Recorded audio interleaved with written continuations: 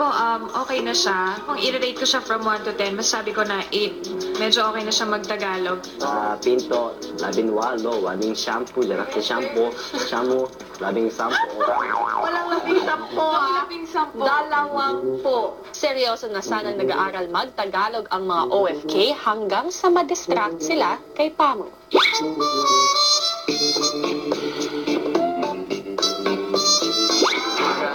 Sa jacket. Wow! Think I'm in love again. Pamu, ang haba talaga ng kulot na hair mo. Taray mo, girl. Si Seichi mukhang lalong nai-inspire dahil kay Pamu. 22 na taong gulang. Ako po ay Seichi nakatira sa Japan. Ako po ay 20 po, 20. Di 20. Nataong gulang.